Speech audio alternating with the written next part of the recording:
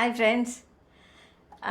எனக்கு தெரிஞ்ச ஒருத்தர் ஆக்சுவலாக அவர் அரசியல்வாதியாக தன்னுடைய வாழ்க்கையை துவங்கினார். அரசியலுக்குள்ளே போயிடணும் அப்படின்னு சொல்லி அதிகம் படிக்கலை அவர். ஆனால் அவரால் அரசியல்லையும் சர்வைவ் ஆக முடியலை. அதுக்கு பதிலாக அவர் ஒரு கட்ட பஞ்சாயத்தெல்லாம் செய்கிற மாதிரி, அதாவது சமூக விரோத செயல்கள் எல்லாத்தையும் செய்கிற மாதிரி அல்லது ஆதரிக்கிற மாதிரி ஒரு ஆளாக அவர் வந்துட்டார். ரொம்ப வசதியானவராக இருந்தார், நிறைய பணம் இருந்தது. ஆனால் இவருடைய அந்த சமூக விரோத செயல்பாடுகள் எல்லாம் அவங்க மனைவிக்கு பிடிக்காததுனால மனைவியை அவரை விட்டுட்டு போயிட்டாங்க. அவர் என்ன சொல்லிட்டாரு, நீ போனால் போ, என்னால் என் பிள்ளைகளை அவர் வாங்கிட்டார். ஒரு பையன் ஒரு பொண்ணு. அவர் என்ன சொல்லிட்டாரு, பிள்ளைகளை நான் வச்சுக்குவேன், நீ உங்ககிட்ட ஒன்றுமே கிடையாது, உன்னால் பிள்ளைகளை வளர்க்க முடியாது அப்படின்னு சொல்லிட்டாரு. சொல்லி அதிகாரத்தை யூஸ் பண்ணி அவர் பிள்ளைகளை தான்கிட்டே எடுத்துக்கிட்டார். என்ன பண்ணார், அவருடைய அம்மாவை கூட வச்சுக்கிட்டார்.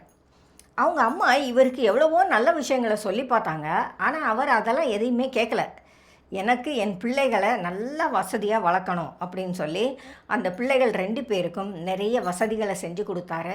அவங்க சொன்ன மாதிரி கேட்ட விஷயங்கள் எல்லாத்தையும் பண்ணி கொடுத்தாரு. அவங்கள படிக்க வச்சார், எல்லாம் பண்ணினார். ஒரு ஸ்டேஜில் என்ன பண்ணால், பையன் வேறு ஊரில் போய் நான் வேலைக்கு போகிறேன் அப்படின்னு சொல்லிட்டு போனவனை ஒரு 3 மாதத்தில் போலீஸ் கூப்பிட்டுச்சு இவரை, அப்பாவை. என்னன்னு கேட்டால், அவன் அடிதடியில் ஒரு பையனை கொண்டுட்டான் அப்படின்னு சொல்லி மெசேஜ் வந்தது. இவன் உண்மையில் அங்கே வேலைக்கு போகலை. ஒரு 10 பேர் கூட சேர்ந்து இவங்க அப்பா என்ன செஞ்சுக்கிட்டு இருந்தாரோ அதையே அங்கே அவன் செஞ்சுக்கிட்டு இருந்தான்.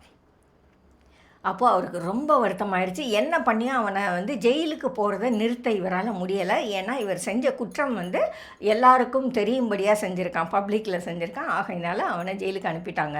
வீட்டுக்கு அவர் ரொம்ப அழுதுருக்காரு. என்னால் இந்த மாதிரி ஆயிடுச்சே, நான் எவ்வளவோ நல்லதுகளை நினச்சி தானே என் பிள்ளைகளை வளர்த்தேன், எவ்வளோ நல்ல விஷயம் நான் சொல்லி கொடுத்தேன், என் பிள்ளை இப்படி போயிட்டானே அப்படின்னு சொல்லி அழுதுருக்காரு. அப்போ அவங்க அம்மா சொல்லியிருக்காங்க, நாம் என்ன விதைக்கிறோமோ அதுதான்ப்பா வளரும், நீ நினைக்கிறதெல்லாம் வளராது அப்படின்னு அவர் சொல்லியிருக்காங்க. நாம் நிறைய விஷயங்களை நினைப்போம், எதிர்பார்ப்போம். என் பிள்ளைகள் இப்படி இருக்கணும், என்னுடைய வாழ்க்கை இப்படி இருக்கணும் அப்படின்னு நிறைய விஷயங்களை நாம் எதிர்பார்ப்போம். ஆனால் நாம் என்னத்தை செய்கிறோம், யாருக்கு என்ன கொடுக்குறோம் அப்படிங்கிறத யோசித்து பாருங்கள். நாம் ஒரு நிலத்தில் கொண்டு போய் கீரையை போட்டுட்டு பப்பாளியை எதிர்பார்க்க முடியாது இல்லையா? நாம் என்ன விதைக்கிறோமோ அது நமக்கு கிடைக்கும்.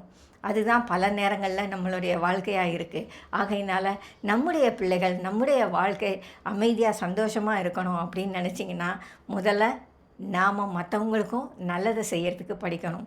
மற்றவங்களுக்கு அநியாயங்களை செஞ்சுட்டு நம்ம வீட்டுக்குள்ளே நன்மைகள் விளையாது.